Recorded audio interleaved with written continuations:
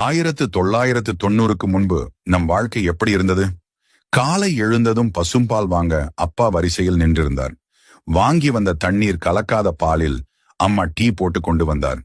குடும்பத்துடன் அமர்ந்து டீ குடிப்பதை கூட அவரவர் முகத்தை பார்த்து ரசித்து குடித்தோம். ஆர்ப்பாட்டமே இல்லாமல் நாம் அனைவரும் தொலைவில் உள்ள பள்ளிகளுக்கு கூட நடந்தே சென்றோம்.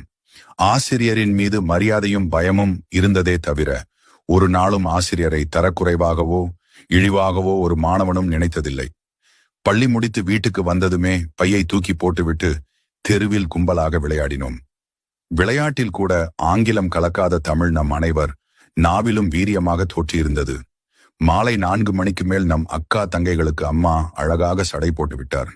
உதிரியாக வாங்கிய பூக்களை மல்லி மற்றும் பிச்சிப்பூ வாழை நாரால் சிறு சிறுக கட்டி அதை அக்கா தங்கைக்கு அம்மாவே தன் கையால் குத்தி அழகு பார்த்தார். மாலையில் நம் தாத்தாவும் அப்பாவும் ஒன்றாக அமர்ந்து தூர்தர்ஷனில் செய்திகள் பார்த்தார்கள்.